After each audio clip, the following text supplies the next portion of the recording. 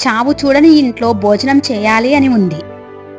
వినడానికి వింతగా ఉందా? ఒక్కసారి ఆలోచించండి. ఈ ప్రపంచంలో అలాంటి ఇల్లు ఒక్కటైనా ఉందా?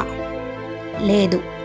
పుట్టిన ప్రతి ప్రాణి ఏదో ఒక రోజు మరణించాల్సిందే. అది ప్రకృతి నియమం. ప్రతి ఇంట్లో ఎప్పుడో ఒకప్పుడు ఎవరో ఒకరు చనిపోతారు.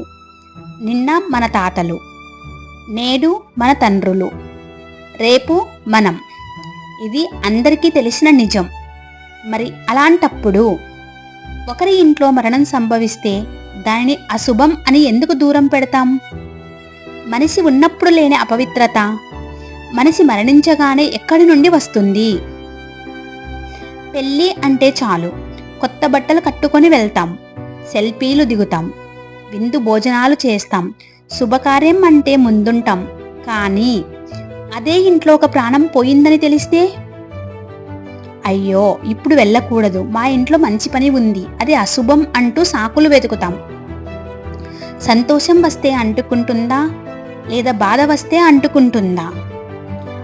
మరణం చూసిన ఇల్లు చెడిపోతుందా, లేక మన ఆలోచనలే చెడిపోయాయా? ఒక్కసారి ఆలోచించండి. ఒక్క నిమిషం గుండె మీద చెయ్యి వేసుకొని ఆలోచించండి. అదే పరిస్థితి మీ ఇంట్లో వస్తే, మీ ఆత్మీయులు మిమ్మల్ని దూరం పెడితే, ధైర్యం చెప్పాల్సిన బంధువులే అశుభం అని మిమ్మల్ని దూరం పెడితే, ఆ బాధ వర్ణించగలరా? మరణం కంటే ఆ ఒంటరితనం ఎక్కువ నరకాన్ని చూపిస్తుంది.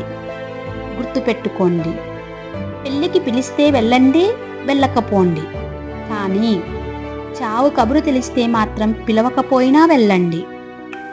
ఎందుకంటే సంతోషంలో పక్కన నిలబడే వాళ్ళు వేల మంది ఉంటారు. కానీ బాధలో భుజం తట్టి నేనున్నాను అని ధైర్యం చెప్పేవాడే నిజమైన మనిషి. చనిపోయిన మనిషిని మనం మళ్ళీ ఎప్పటికీ చూడలేం. కనీసం ఆ కడసారి చూపుకైనా విలువ ఇద్దాం. మరణం అశుభం కాదు, అది ఒక ప్రయాణం.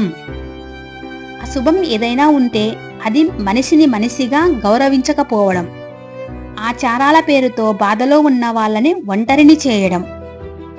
మనం పోయేటప్పుడు ఏదీ పట్టుకెళ్ళం, కానీ మనం బ్రతికున్నప్పుడు పంచిన ప్రేమను, ఇచ్చిన ధైర్యాన్ని ఈ ప్రపంచం గుర్తుపెట్టుకుంటుంది. ఈ మాటల్లో నిజం ఉంది అని మీకు అనిపిస్తే వీడియోని లైక్ చేయడం మర్చిపోకండి. అలాగే ఈ వీడియోని నలుగురికి షేర్ చేయండి. మార్పు మన ఆలోచనతోనే మొదలవ్వాలి.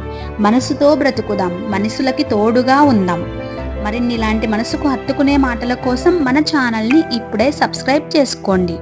మరో మంచి వీడియోతో మళ్ళీ వస్తాను. అంతవరకు సెలవు. ధన్యవాదాలు.